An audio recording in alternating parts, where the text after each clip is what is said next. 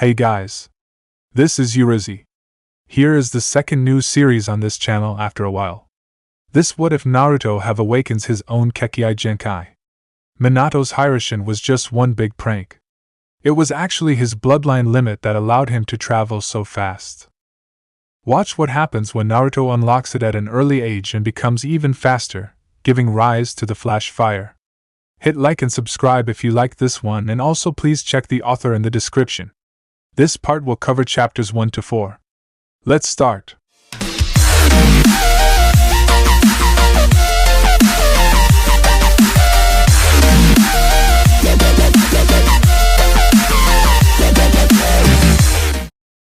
Chapter 1. Joining the Slipstream. Before we start, you need to know, Naruto prevents damaging his hands from friction burns by running chakra through them. By the time the Rookie 9 graduates, Naruto is already a jounin, which is why he fails the genin exam. It makes no sense to put an actual jounin on a genin team. Iruka already knows of Naruto's status since he sometimes has to miss days at the academy to go on missions. The excuse is usually that he is just skipping. The only reason why Naruto is not an official jounin before he graduates is that Sarutobi is trying to keep Naruto hidden from the village hidden in the rock for as long as possible. Naruto's code name is Kitsune, but as he starts accepting missions and actually taking credit for them, he will begin being called the Flash Fire. Before graduation, Naruto has only been sent on missions inside the Land of Fire. He does know the Shadow Clone Jutsu since the Hokage felt that he should know it so that he has a clone jutsu, but he rarely uses it in a fight due to his speed, relying on it more for recon purposes. As for the Tri-Kunai that Minato used, it is more of a beacon to tell Minato where he needs to go when he activates his bloodline. 5 years after Kyuubi attack, October 10th, Hidden Leaf Village. A festival was currently underway in the marketplace of the village hidden in the leaves. Unfortunately, not everyone was currently enjoying it. Halfway across the city, a mob was currently chasing a blonde 5-year-old, screaming out threats as the members of the mob began catching up to the child. Why are they doing this? What have I ever done to them? The blonde thought as he kept running. As the crowd got closer, a shinobi threw a kunai at the blonde, barely missing the child as he stumbled on a piece of loose pavement. They're actually trying to kill me, the blonde thought with wide eyes. As he thought this, something unlocked inside of his body before he suddenly felt as if he could go much faster than he currently was. Not caring where the feeling came from, the blonde focused on it and shot away from the mean adults, leaving a dust trail to their shock. The blonde ran for a while before coming upon the main gate of the village and stopped running and began panting, ignoring the shocked looks of the guards at the gate from seeing someone so young running so fast. As he was hunched over with his hands on his knees, the boy thought, I don't know what just happened, but I'm glad it did. Right as he finished that thought, the blonde's eyes rolled upwards before he collapsed. As he fell, one of the guards rushed over and caught the boy. Turning to his partner, he said, I'm taking him to the Hokage.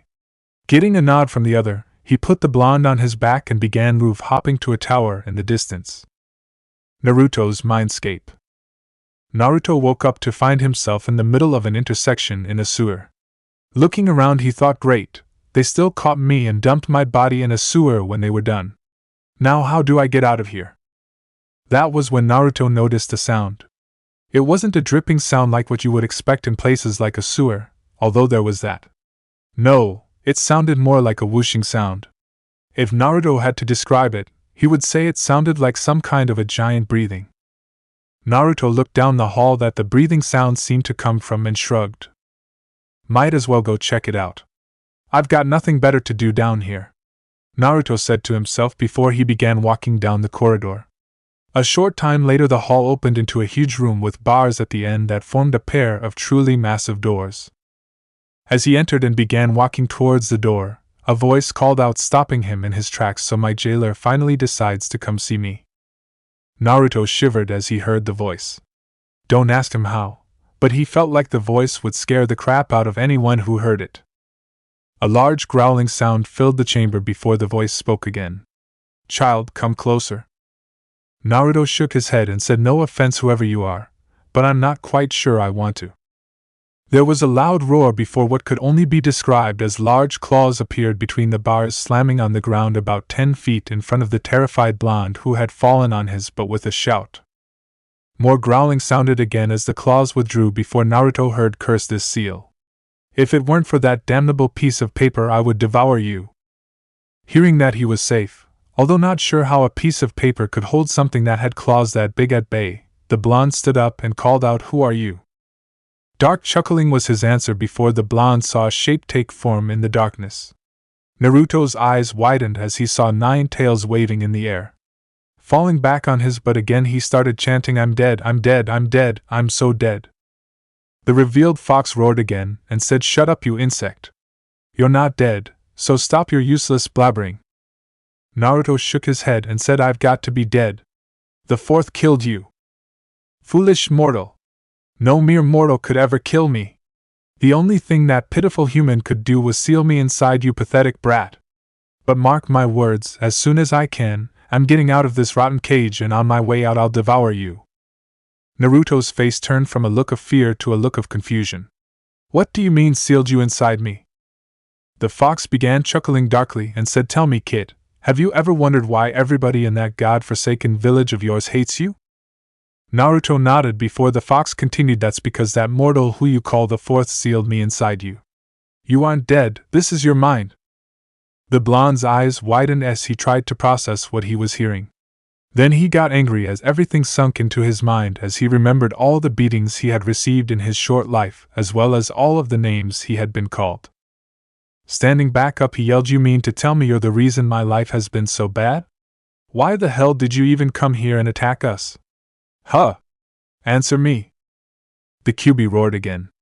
The roar was so loud it actually sent the blonde flying for a few feet. "Do not presume to command me, you insect. I may be imprisoned here, but that does not make me your slave.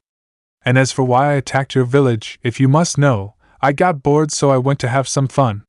Now get out." A wave of red energy rushed out of the cage and slammed into the blonde, forcing him out of the room and out of his mind. Hokage Tower, Hokage's office. As Naruto came to, he heard 2 voices talking. I swear, Lord Hokage, he had been going Jounin level speeds before he stopped. And then once he got to the gate, he just fell over out like a light. I see. While I admit that it is hard to believe, why don't we ask Naruto what happened? He seems to be waking up now. Naruto opened his eyes to find himself in a familiar office on a couch. As he sat up, the man that Naruto had begun to see as a grandfather came up to the couch as the gate guard from before hung back. Kneeling down in front of the blonde, the Hokage gave his grandfatherly smile and said, "You gave us a bit of a worry, Naruto. How do you feel?" Naruto groaned before saying, "Besides the fact that my legs feel like I've been running for days, I feel fine, old man." Said old man nodded and said, "Speaking of running, Naruto, Kotetsu here said that you had ran to the gate at pretty fast speeds. Do you mind telling me what happened?" Naruto shrugged and said, "I don't know. One moment I'm running for my life from another mob, the next a kunai nearly hits me and I felt like I could run faster than anyone in the village. I just focused on that feeling and the next thing I know I'm at the gates trying to catch my breath." Sarutobi raised an eyebrow and thought, did he unlock his bloodline? I thought that wasn't supposed to happen until he was 16. It must have been because of the kunai being thrown at him. The old man was brought out of his thoughts by a hesitant voice saying, "Old man?" The Hokage looked at Naruto, who was looking at him like he was trying to figure out if he should keep speaking. "Yes, Naruto? Was there something else you need to tell me?" Naruto nodded slowly and said in an unsure voice, "Well, you see, after I got to the gate, I ended up passing out and woke up in some kind of a sewer. I ended up meeting the Kyuubi." Naruto frowned at Sarutobi and Kotetsu's eyes widened before continuing, "At least I think I did. That was one hell of a dream if I didn't. It said something about being sealed inside me and us being in my mind at the time." Sarutobi sighed as he felt a headache as big as the Hokage monument coming on. Rubbing the bridge of his nose, he said, "Kotetsu, you are dismissed. I don't believe I have to tell you to keep what you have heard in this office to yourself.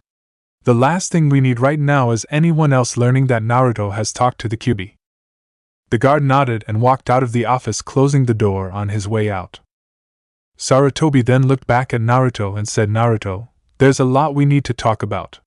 First off, I'm afraid that wasn't a dream. Unfortunately, nothing we could do could kill the Kyuubi. It was a form of solid chakra.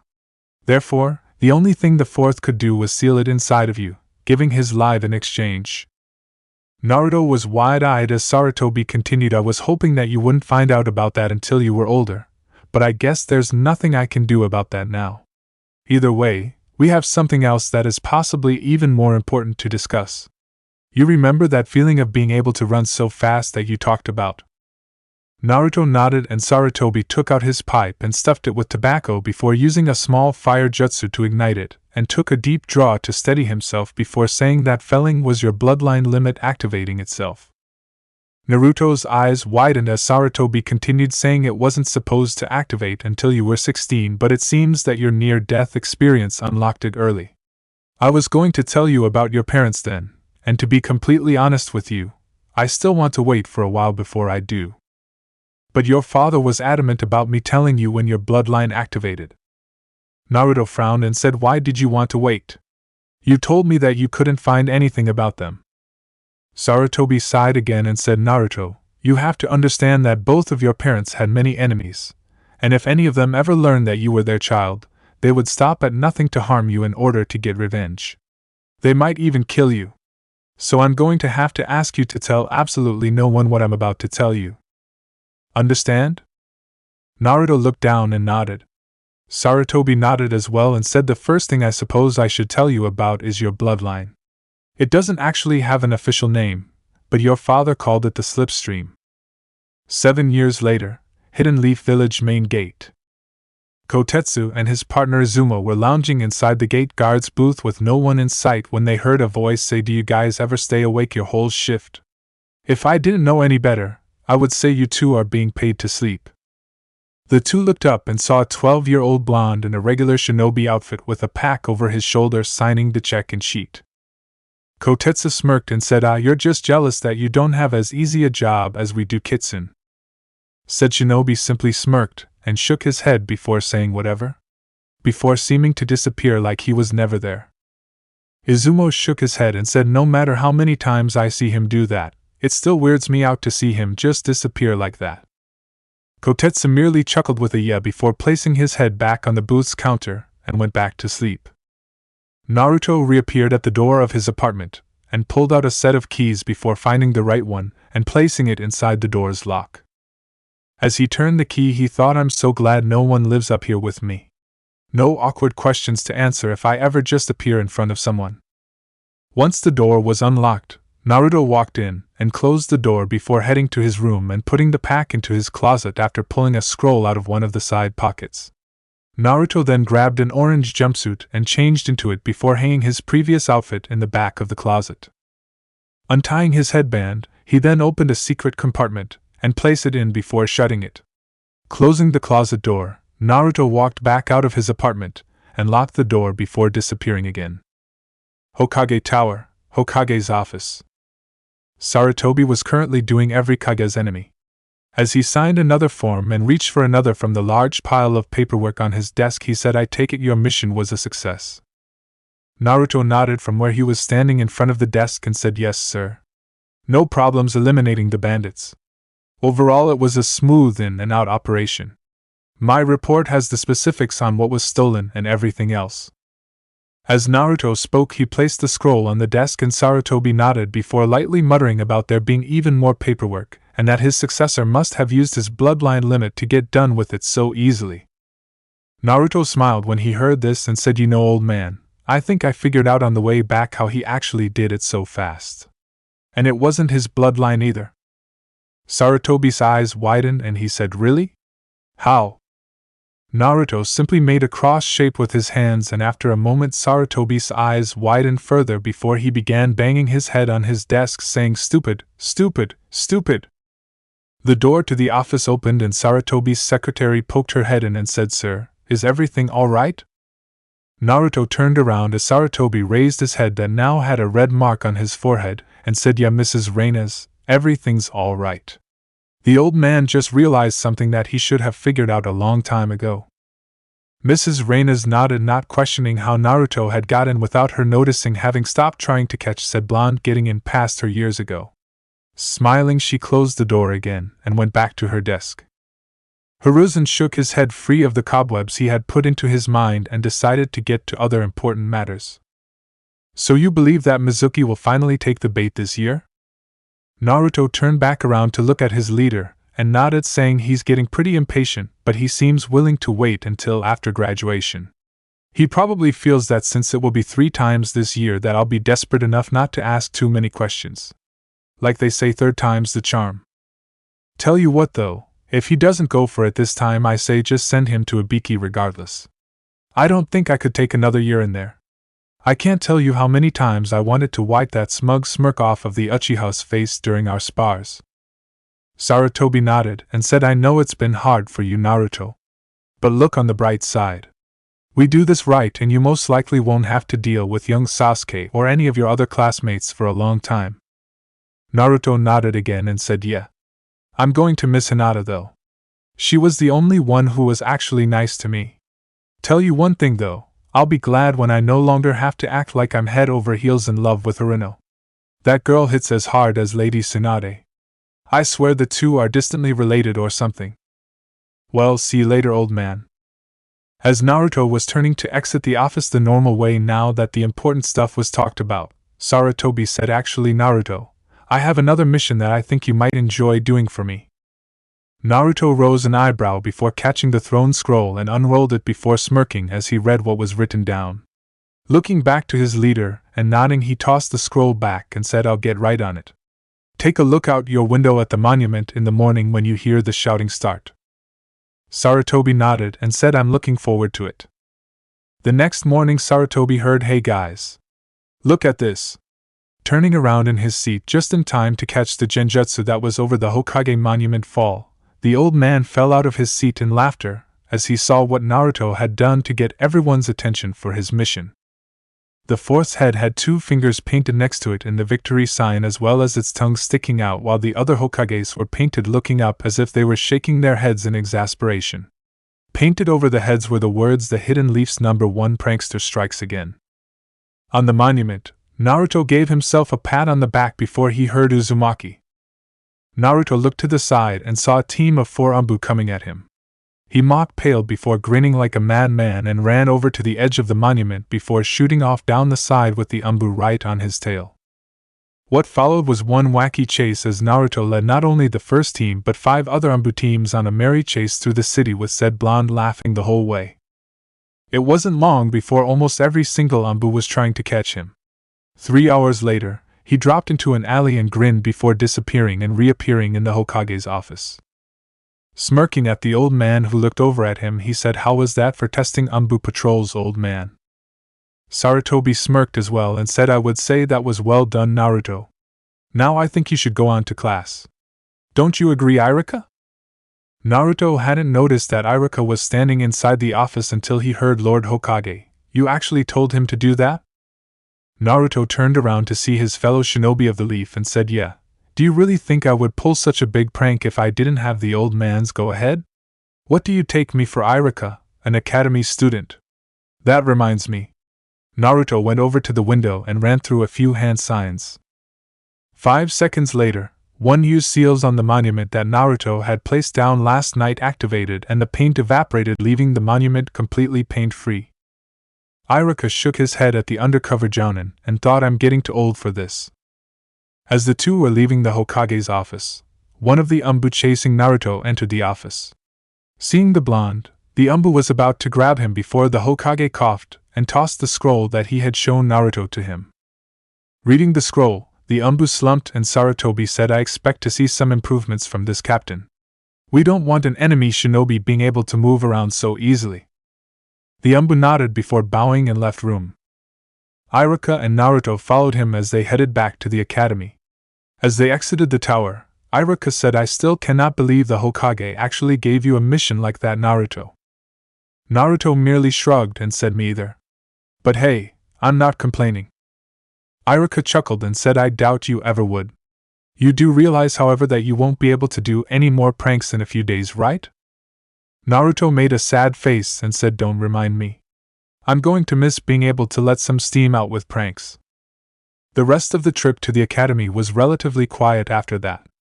As they entered the building, they made a quick stop to grab some rope from the supply storage room, and Iruka tied Naruto in order to keep up pretenses. 5 minutes later, Naruto was sitting on the ground in front of his classmates, as Iruka lectured him much to the students' entertainment. Once he was done, he turned to the class and said, "Now then, since Naruto decided that class was not important enough to actually attend, we're going to have a pop quiz on the Henjutsu." There was a collective groan from the students while Naruto and Iruka mentally smirked at their discomfort. As Iruka untied Naruto and he joined the line, Shikamaru, who was next to him, looked at him and said, "This is such a drag. Why do we have to have a quiz because you didn't come on time?" Naruto rose an eyebrow but didn't say anything.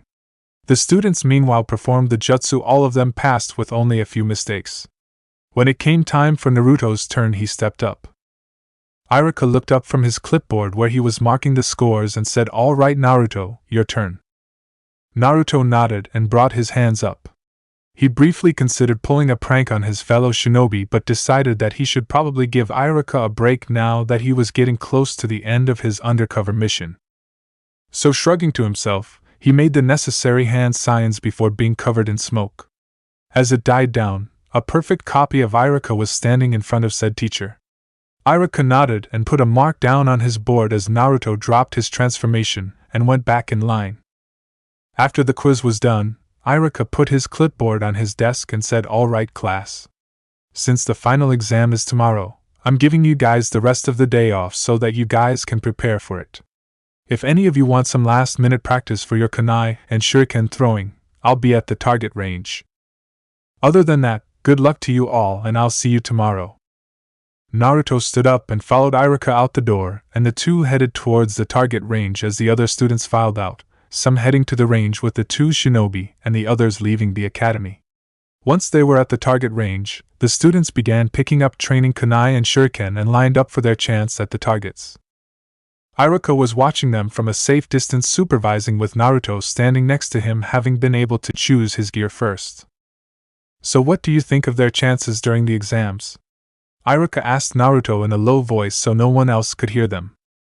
Naruto studied the students for a moment before saying, "None of them should really have any problems with the academy final exam as far as I can tell.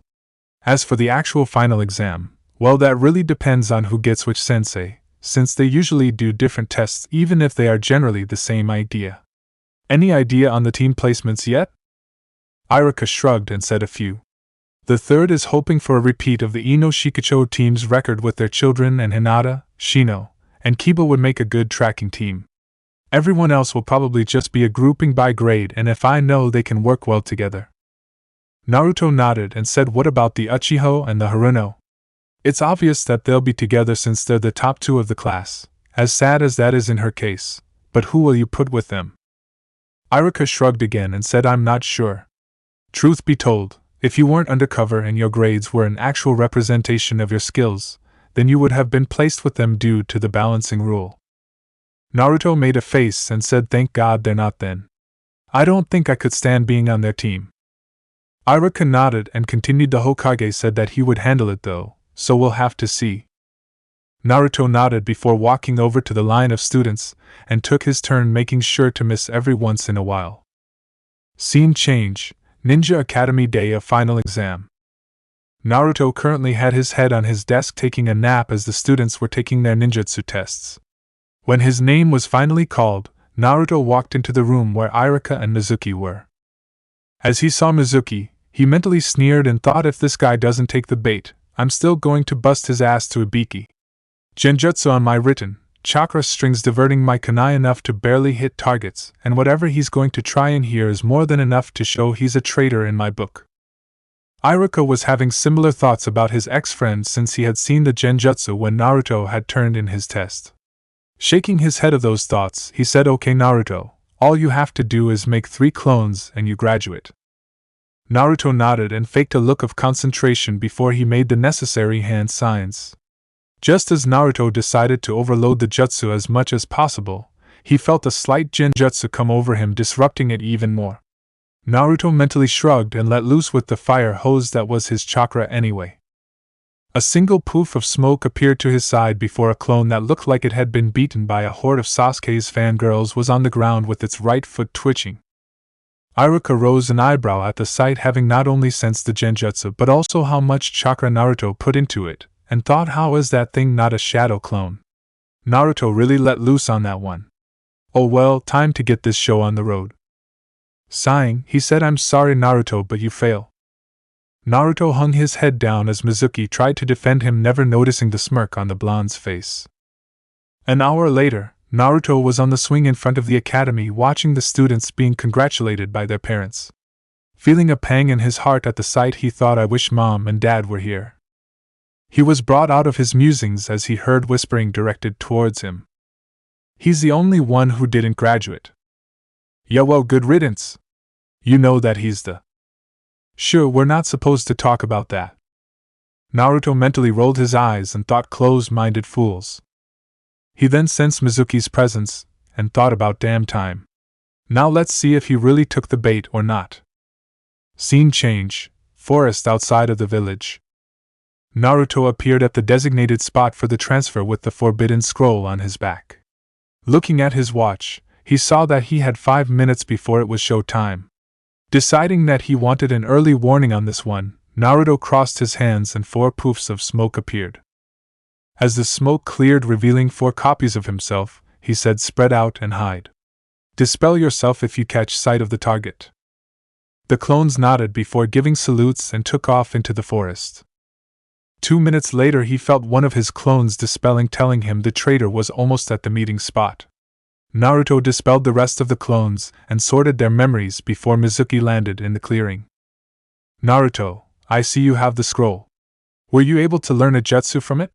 Mizuki asked, hoping to get Naruto in a sucker punch move. Naruto shrugged and said, didn't see much point since I can already use one of the jutsu in it. Here, let me show you. Mizuki's eyes went wide as Naruto crossed his hands and a 20-foot radius ring of Naruto's surrounded the two. Naruto smirked as he tossed the forbidden scroll to one of the clones and pulled out his headband. As he tied it, he said, Mizuki, as a jounin of the Hidden Leaf Village, I have been ordered to bring you in for questioning. Will you come quietly? Mizuki just stared for a moment before he began laughing an insane laugh and said, Ha, that's a laugh, you demon brat. I have to admit that your genjutsu may have surprised me, but there is no way a dead last demon brat like yourself could be a genin, let alone a jounin. Naruto smirked and said 2 words, under cover. And with that, he disappeared, causing Mizuki to look around frantically before he felt a burning feeling on his back. Screaming out in pain, Mizuki turned around trying to find the blonde, but wound up with another line of pain going down his back again. If the traitor could see his back, he would have noticed his clothes burned around 2 severe burns on his back that was in a cross shape. Mizuki suddenly screamed in pain again as a burn appeared running down first his right arm, and then his left. As he tried to figure out what was happening, a burn trail appeared along the backs of both his legs, causing Mizuki to scream even louder. Finally, a burn ring appeared around his neck. Mizuki finally couldn't take any more and fainted from the pain. Naruto reappeared with his hands in half-ram signs held loosely by his sides with blue chakra surrounding the straight fingers in a thin shell. Dropping the chakra technique, Naruto walked over to Mizuki, shook his head and said, what a pansy, before taking out a spool of ninja wire and began tying the traitor. Once he was done, he took the scroll back from his clone before dispelling the ring. Picking up Mizuki in a fireman's lift, Naruto began heading to the Hokage's tower, where his leader and the head of the interrogation department were waiting for his packages. Chapter 2: Shocking Revelations. A couple of days after the night that Naruto apprehended Mizuki, Naruto was talking with Sarutobi. They were in the ninja registration office, but with Naruto's shadow clones keeping a lookout for any of his classmates, the two could have conversations and still have an early warning system to tell Naruto when he needs to leave before they arrived. So mind telling me which teams you think will most likely make the cut, old man? Naruto asked as he leaned back in the chair for the graduated students to sit in while the Hokage went over their ID photos. Sarutobi gave a light nod and said, well, the younger Ino Shikacho team should be able to pass my son's test. The new tracking team comprised of Hinata Hyuga, Kiba Inuzuka, and Shino Aburame under Kurenai Yuhi will most likely pass as well. And the final team to most likely pass would be Sasuke Uchiha, Sakura Haruno, and Sai, under Kakashi Hatake. Naruto rose an eyebrow and said, Uncle Kakashi actually passing a team?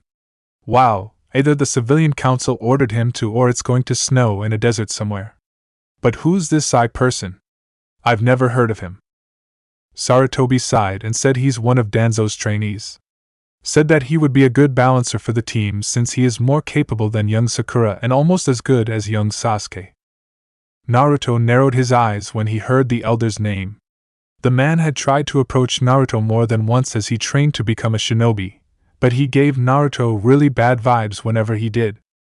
One of Naruto's clones suddenly dispelled itself, telling him that a little kid was coming towards the office with a shuriken in his hand. Frowning at the unusual sight, he looked over to the old man and signed what his clone had seen to him.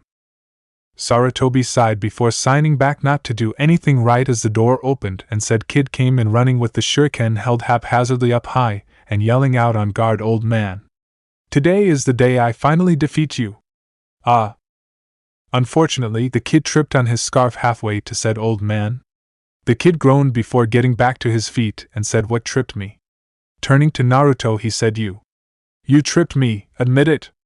I would have gotten the old man if you hadn't. Naruto shook his head and thought this must be the old man's grandson, Konohamaru, that I've been hearing about. I had wondered when I would meet him. Standing up, he went over to Konohamaru and kneeled down before plucking the shuriken out of the kid's hand faster than he could see and said, Okay, first of all, you tripped on your scarf. Either shorten it or stop wearing it completely for a few years because you're still too young to actually wear that the way you are. Second, you are holding this wrong. You hold it the way you did, you're more likely to cut yourself than your enemies. You have to hold it between your fingers. And third, what the heck were you thinking of trying to take on the Hokage with a full-out charge? If you were an enemy, he could just kill you with a focused blast of his killing intent. The kid was staring at Naruto for a moment before he shook his head and opened his mouth to say something when the occupants of the room heard honorable grandson. Are you in there? A special jounin came in through the open doorway before noticing Naruto crouched down in front of his charge. The man stiffened before saying hello Uzumaki. Naruto's eyes narrowed slightly at how the man in front of him stiffened but dismissed it, and said Ebisu. I take it this kid is your charge? Ebisu nodded and said that's right. I have been handpicked by the Lord Hokage to train his honorable grandson. Naruto shook his head and said why does everyone feel the need to call him that? The kid's got a name, it should be used. Ignoring the look he was getting from said kid he said if you need me old man, I'll be at my training field on the monument. Sarutobi nodded and Naruto disappeared making Konohamaru's eyes widen. Turning to his grandfather he said hey old man, how did he do that? Ebisu squawked out something about showing the Lord Hokage proper respect but Sarutobi just chuckled and said Naruto is a very fast person Konohamaru. Ebisu pushed his sunglasses higher up his nose and said be that as it may, I still think he's too young to be a jounin Lord Hokage. Konohamaru's eyes widened again hearing that while Sarutobi rose an eyebrow and said there have been others who have become jounin at that early if not earlier in age Ebisu. Itachi Uchiha and Kakashi Hatake just to name a couple. Ebisu frowned and said with all due respect, Lord Hokage, but one of those went insane and killed his own clan while the other has degraded into a perverted delinquent who has no sense of punctuality whatsoever. Sarutobi frowned and said that's true. He then brightened and said but I don't think we need to worry about Naruto going down either of those paths. Especially the on-time part. Hard to be late for anything when you can get from one side of the village to the next in less than 5 seconds. Ebisu was about to concede that point when he noticed that his charge had slipped away at some point in time. Looking around frantically he said where did the honored grandson go? Sarutobi chuckled and said I think he went to go find Naruto. He certainly seemed to have made an impression on him. Said blonde was currently throwing kunai at targets in his training field on the Hokage monument behind a thin strip of woods hiding it from any of the occasional visitors to the monument. It was a good place for him to train since it was a wide open place that allowed him to place various targets around the area that he could work on his speed against, and also had woods all around that he could work on moving through at high speeds. Throwing another kunai into a target, he said, "You know, Konohamaru, if you want to talk to me, you're going to actually have to come out of hiding." Said kid came out from behind a tree and said, "How did you find me? I thought my hiding skills were the best." Naruto rose an eyebrow and said, "Maybe for a kid who hasn't had any of the stealth classes in the academy, but it would be pretty obvious to anyone genin or higher. Especially since you weren't trying to hide your chakra presence. So what did you need?" Konohamaru looked down for a moment, and then said, "Teach me." Naruto's eyebrows shot back up and he said, "Teach you? Why would I do that? Don't you already have a teacher?" Konohamaru looked him in the eye and said, "Yeah, but he never teaches me anything. He just keeps saying that if I do what he says that I'll become Hokage quicker. And he never calls me by my name. He just calls me honored grandson just like everyone else. You are the only one besides my family to actually call me by my name." Naruto sighed and said, "Konohamaru, I can't be your teacher, I have missions I have to go on." Konohamaru looked back down before Naruto continued, "But I should be able to show you a thing or two every now and then." Konohamaru's head snapped back up and he said, "Really?" Naruto nodded and said, "Yup. Why don't we start with something pretty simple? Come on over where I'm standing and I'll show you the proper way to throw a kunai." As Konohamaru came over to where he was standing, Naruto went over to the targets and pulled out the kunai he had thrown before walking back to Konohamaru. Once he was beside the kid, he started explaining how to throw the throwing knives while Konohamaru listened intently. In a nearby tree, Ebisu watched the two and thought, "I guess the Lord Hokage was right about him. I think I'll let him continue these lessons every once in a while. It seems to be doing the honored grandson some good." As Konohamaru continued throwing the knives trying to get the hang of it, Naruto looked over at the tree that Ebisu was in. The special jounin nodded to him before taking off. Naruto rose an eyebrow and thought, "I guess he's not so bad after all." 1 week after the Mizuki incident. This year's graduates were all in the familiar classroom for the last time. Or at least that's what they thought. Iruka of course knew that quite a few would probably be back here or be out of the program completely. He quickly shook that thought out of his mind though as he stepped in front of the class and got their attention with his big head jutsu. Iruka was about to begin his speech when one of the students said, "Hey, Iruka-sensei, where's Mizuki-sensei?" Iruka's face hardened, but a voice from the doorway answered for him. Mizuki was a traitor that was apprehended a week ago during a sting operation when he attempted to steal the forbidden scroll of sealing. The class looked to the door and were surprised to see a familiar blonde leaning against the door frame. Kiba looked at him and said, "What are you doing here dead last? You were only supposed to come here if you graduated." Most of the other students agreed while Hinata looked at him in hope that he had actually somehow passed. Naruto pushed off from the doorway and flicked his headband that the graduates only just now realized was on his forehead before he said, "Mind how you talk to your superiors in Izuka. I was under orders by the Hokage for the past 3 years to draw that traitor into a trap and take care of him. I am not in the mood to deal with some fresh out of the academy rookie who can't accept the fact that someone was working undercover." The class was stunned with various thoughts running through their minds. Some were reevaluating what they thought they knew about the blonde, while others were furious that the dead last had apparently been stronger than he let on. Guess who? Meanwhile, Hinata was just confused. She was glad that Naruto had failed on purpose, but was beginning to wonder how much of what she had seen of the blonde that none of the others did had been real, of if it all was just an act. Naruto then walked over to Iruka and took a scroll out from his jounin vest that made the class even more shocked when they finally noticed that not only was Naruto not wearing his Kill Me orange jumpsuit, but was wearing the uniform of an elite shinobi of their hidden village. Giving the scroll to his comrade, he said, "Here, Iruka, the Hokage wants you to go over this when you have the free time, and tell him what you think once you're done." Iruka nodded before he put the scroll in his jounin vest and said, "Well, do. Thanks, Naruto." Naruto nodded before he turned to face the class and gave a quick salute before seeming to disappear into thin air. Iruka chuckled at the dumbfounded looks on all of the students, which snapped them out of their shock and began shouting out questions. Iruka got a tick mark on his head before he performed his patented big head jutsu again and said, "Be quiet. Now then, allow me to explain a few things that are to be expected of you, and then I'll get to the teams." 10 minutes later, Hinata was sitting on a bench by herself as she slowly ate her lunch as she tried to make sense of what she and the rest of the graduates had been told before their teams were announced. Mind if I join you for a moment? Hinata looked up and saw the blonde that she admired standing in front of her. Her eyes widened before she shook her head with a blush forming on her cheeks. Naruto sat down beside her and sighed and closed his eyes. After a moment he said, I want to thank you, Hinata. Hinata looked at him in confusion and said, for what, Naruto?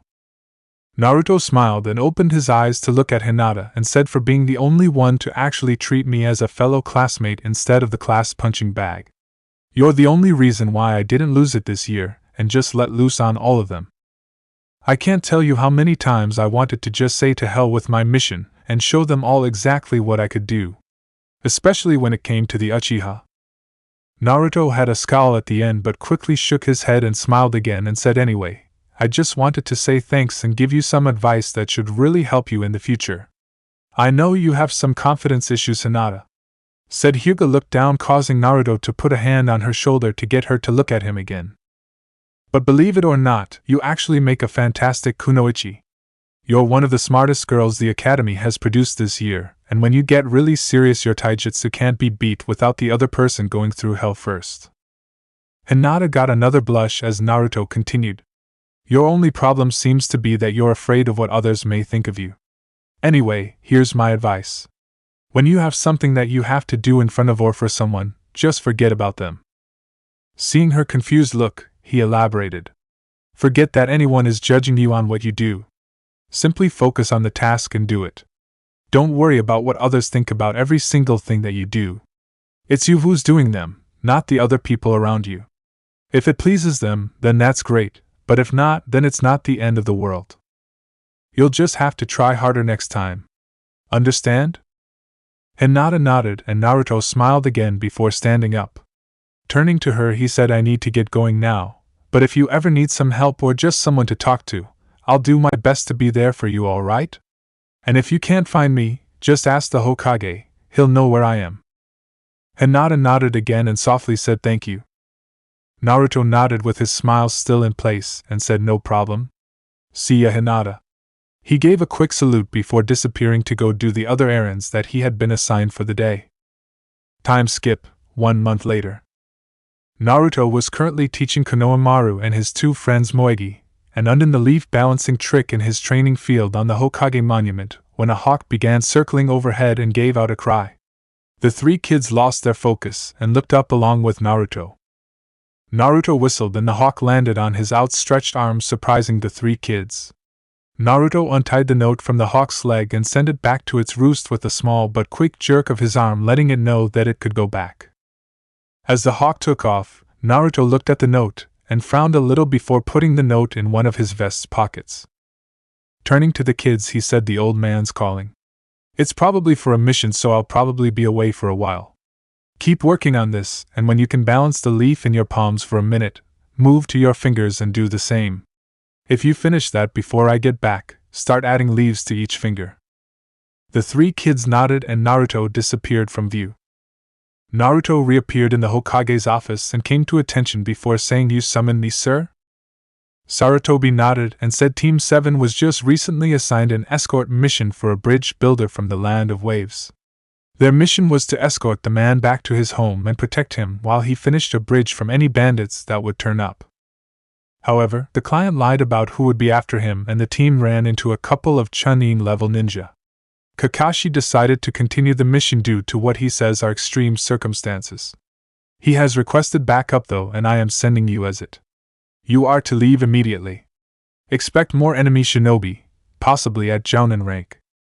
Any questions? Naruto shook his head and Sarutobi tossed him a scroll that Naruto caught before giving a salute and disappeared again, heading to his apartment to pack for the trip. Once Naruto had everything he would need, he quickly went to the village gate and showed Kotetsu and Izumo his mission scroll as he signed himself out. Once that was done, he quickly focused on the sense of extreme speed and took off. Minato Namikaze's Hirashin jutsu is heralded as a masterpiece of seals. Nothing could be further from the truth. The Hirashin was nothing more than Minato using his bloodline. When a bearer of the slipstream bloodline uses it, They move so fast that they get tunnel vision, making it very dangerous to use in a combat situation. And that is where the prong kunai comes in. Each seal on the kunai actually contained some of Minato's chakra that would steadily pulse it out, allowing him to know where everything was around him. Now Naruto may not have any of the special kunai, but he could do one better whenever he joined the slipstream. Naruto instead put his status as a Jinchuriki to good use. With his seriously massive chakra stores, Naruto could send out a constant wave of chakra, giving him a real-time chakra field of vision that negated the tunnel vision effects of using his bloodline. And since this chakra sonar actually helped his chakra capacity grow as his body adapted to the repeated use of the technique, Naruto was able to keep the technique going for hours on end if needed. And that made for one scary shinobi that even his father would be hesitant to fight. As Naruto ran and his vision tunnelized, he began pulsing out his chakra. This was really the only way someone could tell Naruto was in the room if he had his bloodline active, even if he was running circles around the person. If a Hyuga was ever to try and spot him when his technique was going full blast, they would be instantly blinded by all the chakra in the air, which was why Naruto never used it whenever he knew Hinata was watching with her Byakugan active. As he ran, Naruto thought, "Hang on, Uncle Kakashi, I'm coming." Scene change. Scene of first fight with Zabuza. Kakashi was currently trapped in a sphere of water that Zabuza was holding together with his hand in it. Kakashi looked out at his team that was doing their best to not wet themselves, well, Sasuke and Sakura anyway, and shouted as best as he could through the technique at them. "Don't just stand there. Take the client and go. His water clones can't get too far from the original." This fight was over the instant he caught me. But before the trio of genin could say anything, Zabuza suddenly yelled and pulled his hand out of the water to look at his arm that was completely covered in burns from shoulder to wrist. As the water sphere burst apart, Kakashi caught himself from falling completely into the water and looked up just in time to see a knee planting itself into Zabuza's chin. Zabuza shot up and back before hitting the water and bounced 5 times hard over it before sinking. As he watched the missing knee sink, Kakashi heard a voice say, "Uncle Kakashi, how many times do I have to pull your bacon out of the fire?" Chapter 3: Silent Killings Match. Sakura and Sasuke had absolutely no clue whatsoever what just happened. One moment Kakashi's begging them to take their client and get as far away as possible, the next instant Zabuza lets the technique he trapped Kakashi in drop for some unknown reason and then is sent flying by a familiar blonde who just appeared out of absolutely nowhere. Sai was the only one who had any idea at the moment where Naruto came from and how he had come to be there. After all, he had been informed by Danzo about the blonde. Meanwhile, Kakashi was getting to his feet as Naruto looked over to the side at him and said, "You all right there, Uncle Kakashi?" Kakashi nodded, but before he could say anything, a water dragon formed over where Zabuza had sunk and rushed toward the two. Naruto disappeared and then reappeared on the shore with Kakashi right behind him as the dragons slammed down right where they had been a second before throwing up waves. As they settled, they showed Zabuza standing where they had been. He looked at Naruto with contempt and said, "I'll have to admit that was a pretty good shot, kid. And whatever you did to my arm hurts, but there is no way a runt like you has any chance against me. Still, I'm curious. What's your name, boy?" Naruto smirked and said, "My name is unimportant, browless. I will tell you that my code name is Kitsune, although others have began calling me the Flash Fire." Zabuza frowned, but before he could do or say anything, Naruto disappeared again. As Zabuza began looking around for the brat, he began sensing a ton of chakra permeating the air. It was like when he used the hidden mist jutsu, only it was 5 times more potent. Back on the shore, the 3 genin felt it as well. Sakura looked around with wide eyes and thought, "Is all this Naruto? How could he have this much chakra?"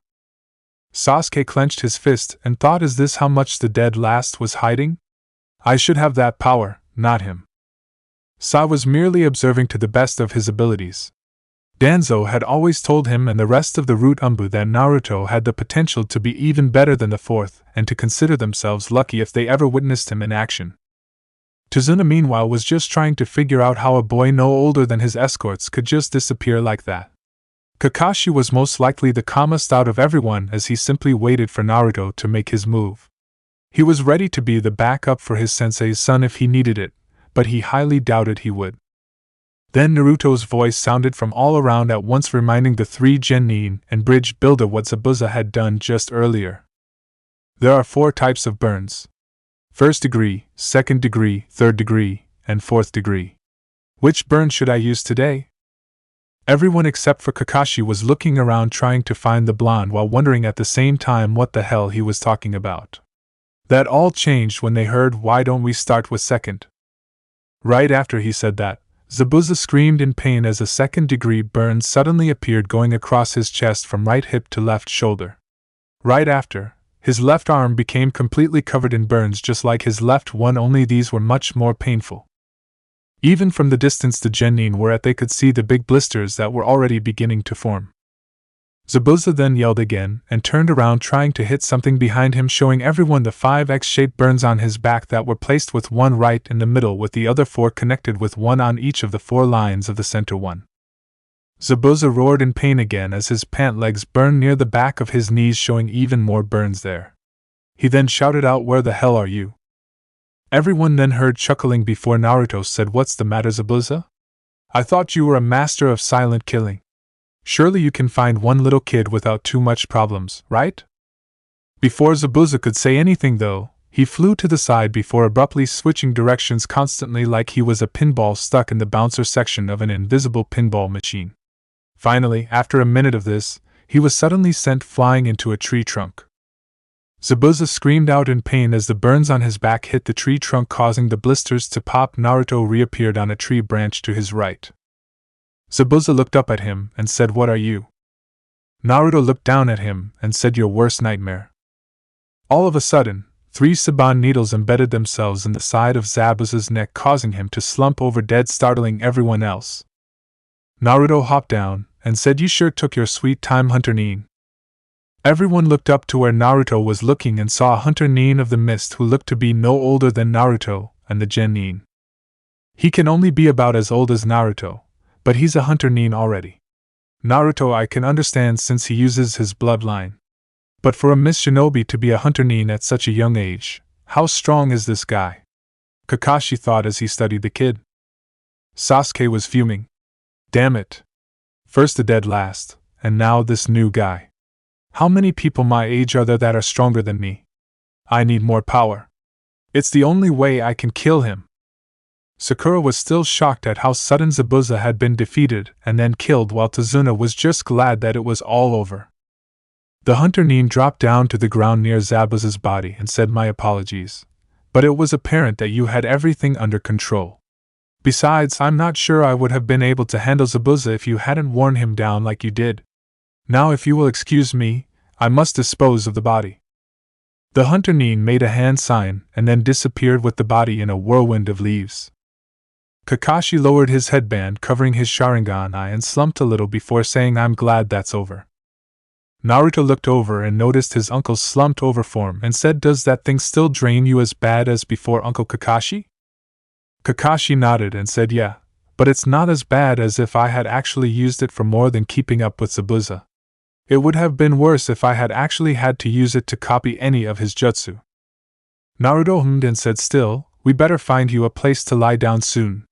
Turning to Tazuna he said, "How close are we to your house, old man?" "About 5 more miles," Tazuna said. Naruto nodded and went over to Kakashi before slinging one of his arms over his shoulders and made a lead-the-way motion with his free hand. As the genin fell in around them, Sakura decided to ask about the things on her mind. "Hey Naruto? Getting a HM?" In response, she continued, "What exactly did you do back there? You just disappeared for a while and then these burns appeared, and after that Zabuza just started flying through the air." Naruto thought about whether or not he should tell her anything considering how she had treated him in the past, but decided that he might as well, otherwise she and the Uchiha would never leave him alone. "It's actually pretty simple, Haruno. I merely moved faster than the eye could see. Those burns that appeared on Zabuza's body resulted from the friction of pressing my fingers against his skin while I moved so fast around him. As for the flying around bit, I was simply hitting him with my fists." Sakura frowned and said, "Wait, if those burns resulted from friction, why aren't your fingers burned? And for that matter, how did just your fingers burn Zabuza's whole arm?" Naruto shook his head and said, "You know, Haruno, for the smartest girl in your class, you sure don't think. What is the most important thing that a shinobi uses that separates us from civilians? Sakura's eyes lit up in understanding before she scowled at the tone of voice Naruto used. She refrained from hitting him though since he was carrying her sensei. Like she could without Naruto allowing it. She then frowned and said, "You still didn't answer the other question." Naruto shrugged and said, "Because it's obvious, Haruno. Instead of just my fingers those 2 times, I simply placed both hands around the arm around the shoulder, and rubbed against the entire arm on the way down." Sakura looked down, obviously thinking that she should have realized that. Sasuke meanwhile was trying to glare a hole right through Naruto's back. "Dobe, how did you get so much power?" Naruto glanced back and said, "Watch your tone, rookie. I've been an actual shinobi far longer than you have. That's why the Hokage chose me to go undercover and not you." Sasuke grinded his teeth and said, "Answer me." "Sasuke. That's enough," Kakashi said, finally entering the conversation. He looked over his shoulder at the genin and continued with a glare, "I will not have you disrespect a jounin of our village. Am I clear?" Sasuke glared at his teacher but finally ground out a "yes, sensei." The rest of the way to Tazuna's house was pretty much quiet after that. Once at the house, Tazuna knocked on the door. It opened to reveal a woman who was definitely pretty.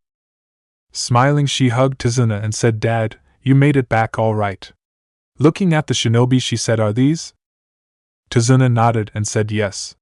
These are the shinobi that I hired. The blonde was sent as reinforcements, and I must say I'm glad he was."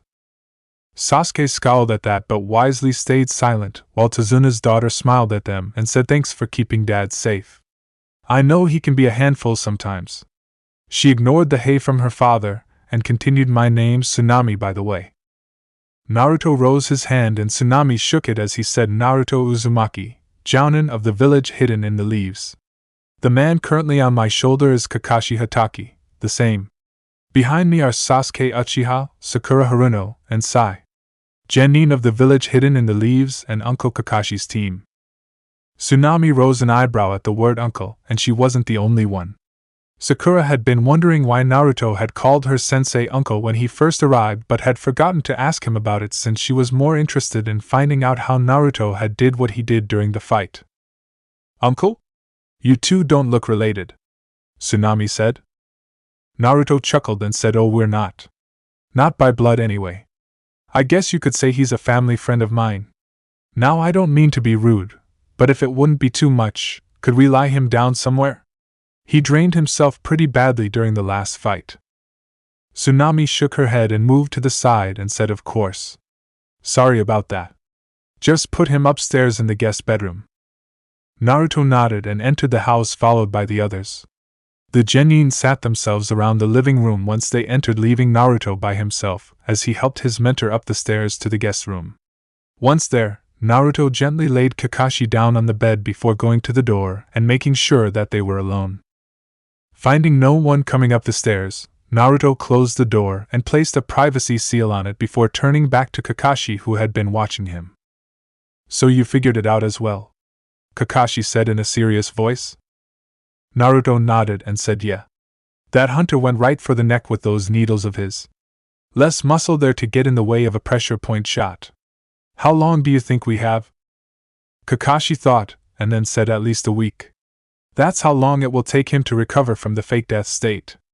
Maybe a little more if they try to fully heal the burns you gave him."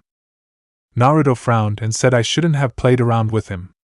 I should have just stabbed him in the heart when I first got here." Kakashi shook his head and said, "We both know that you hate taking a life so carelessly. And there's nothing we can do about it now but prepare for them. We're going to have to get the genin up to speed. We should probably teach them tree climbing." Naruto's eyes widened and he said, "You haven't taught them that yet? What have you been doing for the past month?" Kakashi frowned and said, "Trying to get them to work as a team. What's the point in teaching them high-class moves and jutsu if they wind up not caring if they hit their teammates or not? You've never had problems working with others, but with them, they can't even agree on who cleans up what part of a park." Naruto sighed and said, "I see. Well, in that case, I don't really blame you. I guess while you're teaching them, I'll guard Tazuna. Get some rest, uncle. We can tell the rooks tomorrow." Kakashi nodded and Naruto turned around and took down the privacy seal before stepping out the door. Closing it softly, he walked down the stairs and entered the living room. Sakura looked up as he came in and said, "Naruto, how is sensei?" Naruto shrugged and said, "He's fine, Haruno. A little tired, but nothing that a good night's rest shouldn't cure. Make sure you guys get a good night's rest tonight as well.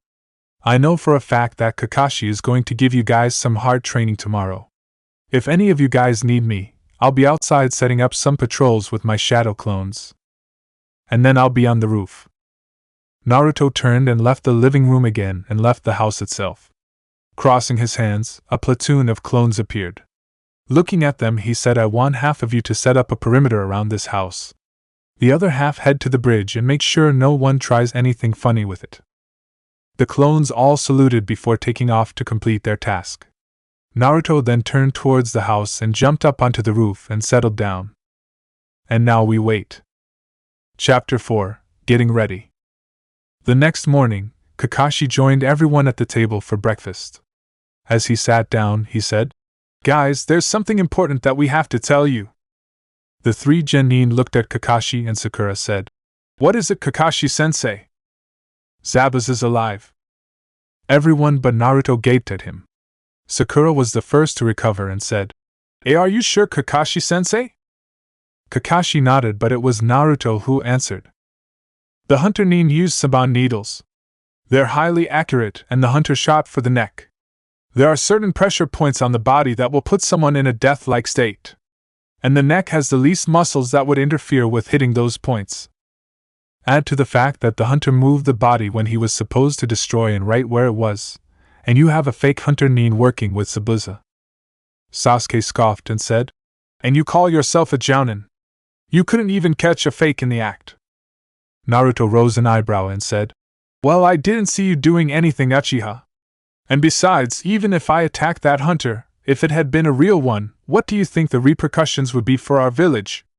Kakashi and I had to take that chance or risk a war between the leaf and mist.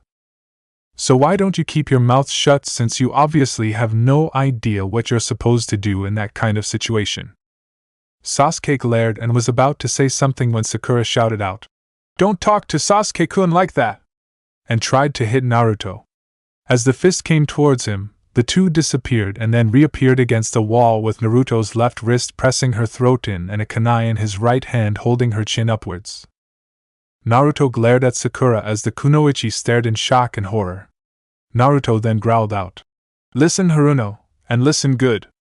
Your dear Sasuke isn't the top dog, and he never was. You all think he's someone special and call him a genius, but guess what? He's not a genius, he's just a regular Uchiha who hasn't even activated his Sharingan yet. The only Uchiha genius that the Leaf Village produced was his brother Itachi, and he never relied on his Sharingan to copy other people's jutsu like the rest of that band of thieves. And if you ever try to attack one of your superiors again, I will write you up so fast the Hokage will get paper cuts from it. Am I clear?" Sakura nodded as much as she could with a kunai under her chin, and Naruto released her. Turning around, he saw Sasuke glaring at him, and he said, "The same goes for you as well, Sasuke. We aren't in the academy anymore. Get your act together or leave the program. We don't need upstarts like you trying to prove you're better than everyone else." Turning to Tazuna, he said, "I'll be waiting outside to escort you to the bridge." The old man nodded and Naruto walked out. As he left, a small boy came downstairs rubbing one of his eyes from sleep before looking around at the expressions on everyone's faces and asked, "What's going on?" Kakashi shook his head and said, "Oh, nothing much. Just a little dispute." He then stood up and said, "Sakura, Sasuke, Sai. Finish up your breakfast, and then meet me outside. We have to get you guys as up to speed as possible for when Zabuza comes back in a week." Sakura looked at him and said, "But Kakashi-sensei, what could we possibly do in a week that will prepare us to fight Zabuza? We couldn't do anything last time." Kakashi merely smiled and said, "You'll see." 15 minutes later, Tazuna and the rest of the people working on the bridge were staring as a shadow clone was reporting to Naruto with the rest of the clones spread out along the bridge, keeping an eye out for anyone trying to harm the bridge. "All quiet, nothing to report, sir," the clone said as it gave a salute to its creator. Naruto nodded before turning back to Tazuna and said, "Hey Tazuna? Need some extra hands?" Meanwhile, Kakashi was leading his team into the forest. Once Kakashi thought they were at a good spot, he turned to his students and said while giving his eye smile, "All right, my lovable students, today we are going to learn how to climb trees." Sakura and Sasuke looked at him like he was crazy before Sakura said, "But Kakashi-sensei, we can already climb trees." Kakashi smiled again and said, But can you do it without using your hands?" Kakashi then turned and walked to a tree before wailing up it. Sasuke and Sakura's jaws dropped while Sai simply looked on. Kakashi reached the lowest branch of the tree about 20 feet up and hung down from the bottom of it. Keeping his smile, Kakashi said, "This is a chakra exercise that is essential to all ninja. Using your chakra, you can stick to the sides of any solid object. You must focus your chakra to your feet to stick to the surface. Too much and you will blast yourself off. Too little and you will slip off." Kakashi reached into his kunai pouch and threw 3 kunai on the ground in front of his 3 students' feet and said, "You should use those to mark your progress. I'd suggest getting a running start." Sakura and Sasuke got determined looks as they picked up the kunai while Sai simply bent down to pick his up. The 3 then focused on separate trees and took off at them at a run. Sasuke made it up about 10 steps before the bark suddenly splintered and Sasuke launched himself back as a small crater the size of his foot and half an inch deep appeared. As Sasuke back flipped and landed in a crouch, he thought, so it's an exercise of balance. Too much chakra and you push the object away from you. Too little and you don't stick. This is easy. Sasuke looked up, his eyes widened when he saw that Sakura was on a branch at the same level as Kakashi. "What are you doing on the ground, dickless?" Sasuke's head jerked to the side and his eyes virtually bugged out when he saw that Sai was on a branch of his own about 10 feet above Sakura's position. Sakura's file said that she had perfect chakra control. And I imagine that Danzo had made sure Sai was as capable as possible. Sakura meanwhile was shooting a glare and shouted out, "Don't insult Sasuke-kun!" So much for the heir of the most powerful clan of the Hidden Leaf Village. It seems like Sakura and Sai are a bit better at this than you are," Kakashi said, trying to motivate Sasuke. Sasuke growled before rushing the tree again. Scene change, Tazuna's bridge 30 minutes later. The bridge was buzzing with activity as the workers worked beside some of Naruto's clones. Each worker had a clone to help him who was being taught how to do what they were doing. The general plan was that since clones were only made out of chakra, they could continue working when their teachers were taking a lunch break, while said teachers could watch and correct if they had to. That way they could get an extra hour in building the bridge but still leave at the usual time. Naruto had briefly considered making more clones when the workers were done for the day with the sole purpose of carrying on for the night. But Tazuna shot the idea down, stating that even if the clones learned how to do everything perfectly, he and the other workers would have to check each section they built, and if any of them weren't up to spec they would just have to tear them down, which would be a waste of materials. Naruto conceded the point, though he did say that he would keep those clones around at night again to guard the bridge, since Gato might just decide to try and blow the bridge up and be done with it. Tazuna had paled at that and readily agreed that it would be a good idea. That night at dinner, Naruto was sitting next to Tsunami's son Inari when Team 7 came in the house with the 3 genin in various states. Sakura came in looking absolutely exhausted, but other than that fine. Sai looked like he had done nothing more than have a light jog for about an hour. But it was Sasuke's appearance that nearly made Naruto laugh. He was covered in scuff marks and looked about ready to collapse. "You guys have fun?" Naruto asked with a raised eyebrow. Sai didn't say anything and instead just sat down and began eating while Sakura groaned in response before following suit. Sasuke glared at the blonde before following suit, causing Naruto to chuckle. "What's so funny, though?" Sasuke growled out.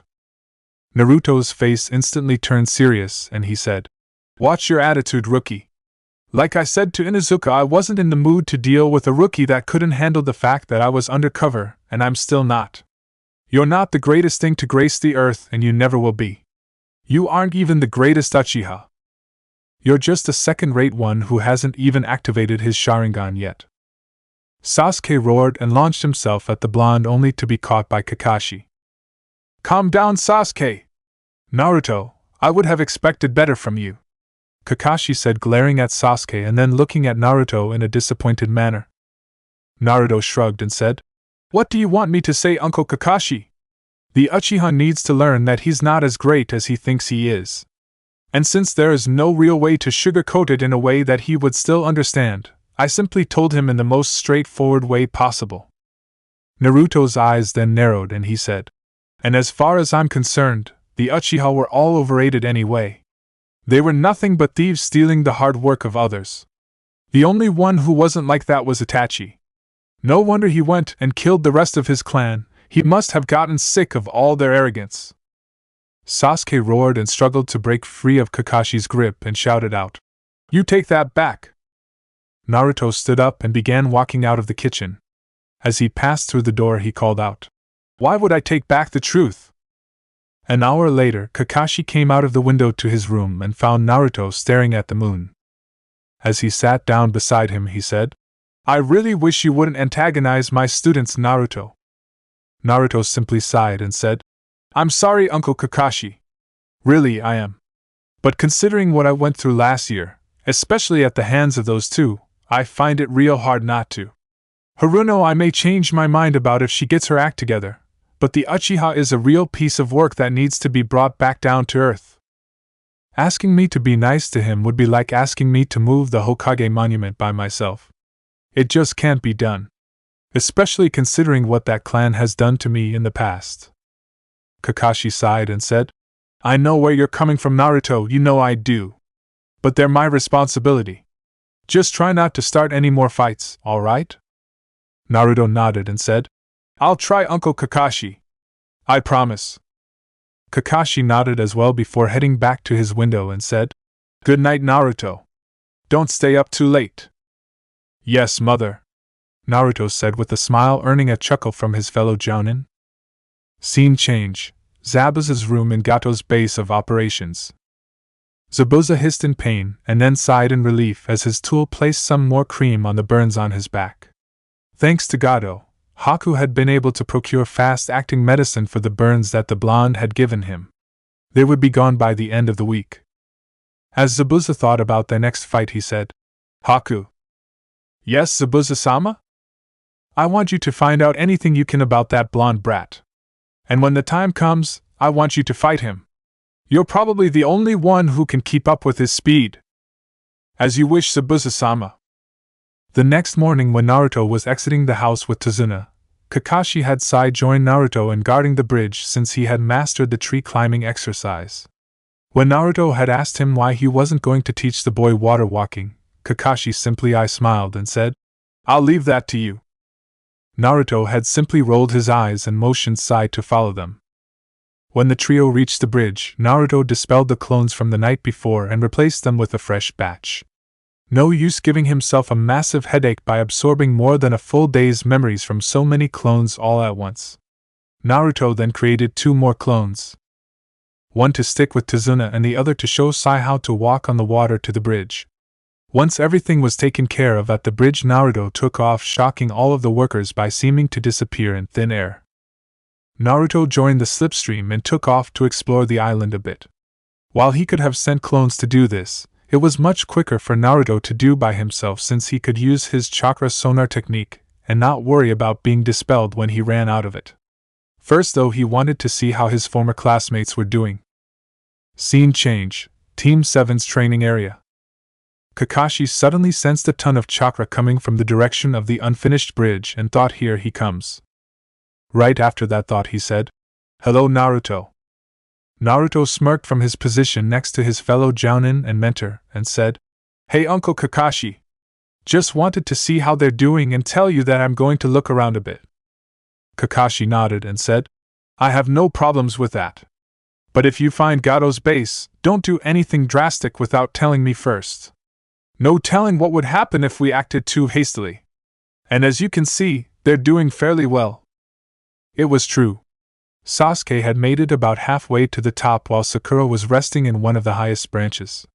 Naruto nodded before he gave Kakashi a salute and took off again.